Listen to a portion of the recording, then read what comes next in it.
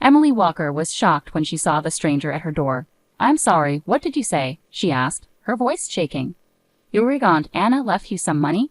The man, wearing a cheap suit, gave a condescending smile. "Yes, that's right. It turns out your aunt was actually quite rich, even though most people didn't know. It's funny how old people can surprise us, isn't it?" Emily laughed in disbelief.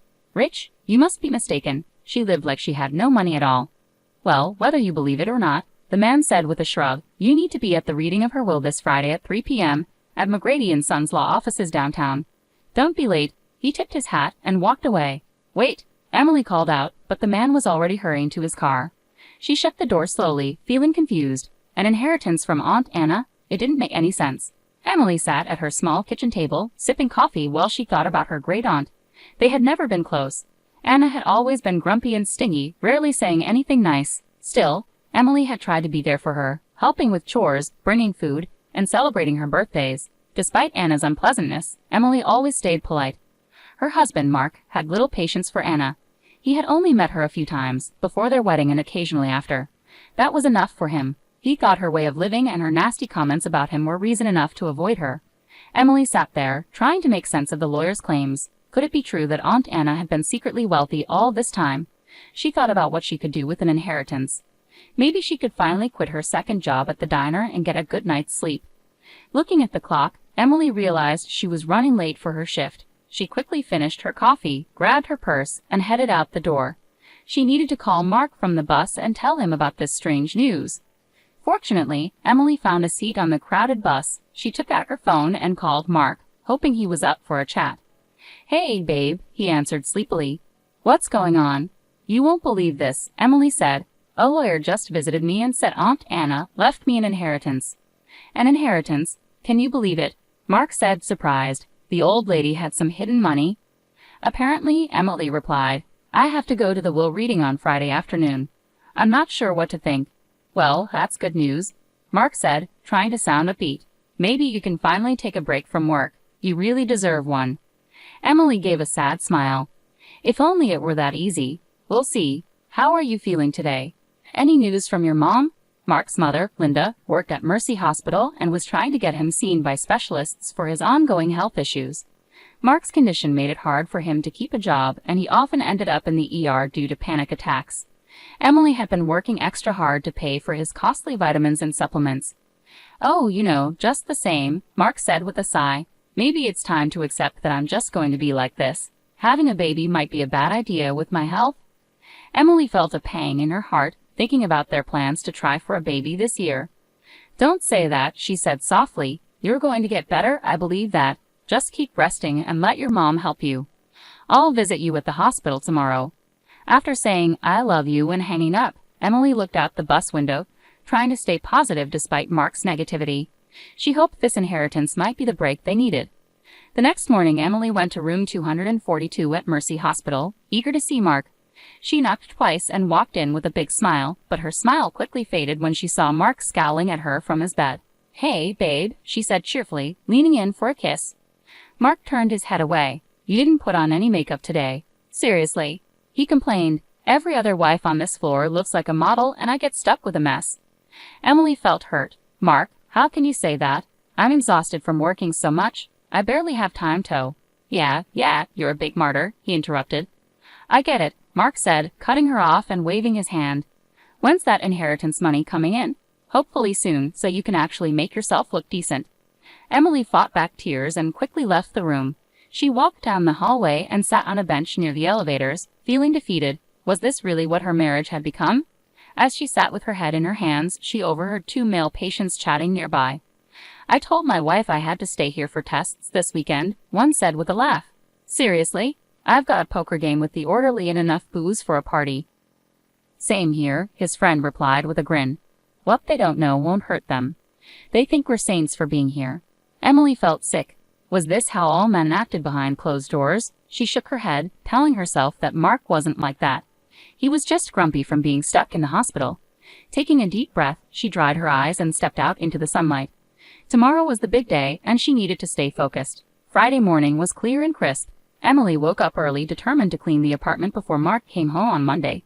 She still found it hard to believe she might be getting an inheritance. Her family had never had much money, but maybe this was the fresh start they needed. She arrived at the lawyer's office an hour early and was greeted by a friendly receptionist who led her to a plush waiting room. "Coffee?" the young woman asked. "Yes, please," Emily said, grateful. She settled into a fancy emerald green armchair, which likely cost more than her entire living room set. Just as she was adding cream and sugar to her coffee, her cell phone began to buzz nonstop. "Mark, let me guess, you're calling to find out how big the inheritance is." Emily answered, rolling her eyes with a smile. "Oh, yeah," Mark replied. "Can you blame me? This is a big deal. What's the news?" "I won't know anything for at least another hour," she said patiently. "I promise you'll be the first to hear when I have the details." As the minutes went by, Emily grew more anxious. What if the inheritance was a huge amount? What if it was just a small sum? When her name was finally called, her heart raced. "Miss Walker, please come with me." The soft carpet muffled Emily's footsteps as she was guided into a grand office lined with law books. An older man in a three-piece suit stood up from behind a large oak desk to shake her hand. "Miss Walker, I'm Bernard McGrady. I'm glad you could come today." "Thank you for having me," Emily said, taking a seat across from him. "I have to admit, this is all a bit overwhelming. My Aunt Anna never talked about her finances." Mr. McGrady chuckled. Yes, she was known for being quite frugal. "But I can assure you, your great-aunt Anna had a significant fortune." He handed her a file folder. Emily opened it with shaking hands and almost fell out of her chair when she saw the number on the page. This can't be right," she gasped. "There are too many zeros. It says $6.2 million. Mr. McGrady smiled and said, "I assure you, there's no mistake."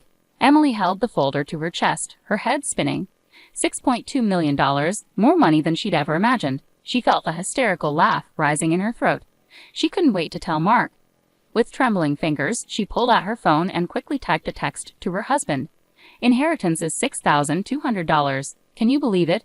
In her excitement, she didn't notice she'd left out the last three crucial zeros before hitting send. Unable to stay any longer, Emily made a quick excuse about needing to process the news and hurried out of the office, clutching the folder with her new future in her arms. She needed to see Mark immediately and share this life-changing news. He was going to be stunned. Skipping the bus, Emily grabbed a cab and told the driver to head to Mercy Hospital. She fidgeted anxiously as they drove through the city, eager to get there. When they arrived, she threw a handful of cash at the driver and rushed inside, taking the stairs two at a time to the second floor, thrilled to share their incredible news with Mark. As she neared room 242, she heard familiar voices and stopped outside the door. It was Mark and his mother, Linda, talking. Though she knew she shouldn't eavesdrop, she felt compelled to listen. "And the stupid cow actually fell for it." Mark's voice dripped with contempt. "Can you believe she thinks I'm really sick? Like I'd spend time in this awful place if I didn't have to." Linda laughed. "You've got her completely fooled. She's so naive. I still can't believe you married someone like that." "Tell me about it," Mark groaned. "But did you hear the best part? Aunt Anna left some money. Once it's in my account, I'm done with her. She can find someone else to play nurse and housekeeper." Emily felt her face go pale. She blinked rapidly, unable to believe what she was hearing. It felt like a nightmare, but Mark and Linda's laughter made it all too real. Her entire marriage, her whole life with Mark, had been a lie. Unable to listen any longer, she turned and ran, not noticing the tears streaming down her face. She ran until her lungs burned and her feet ached. When she finally stopped to catch her breath, she found herself by the East River, staring at the murky water. As she watched the swirling currents, she heard Aunt Anna's voice echoing in her mind.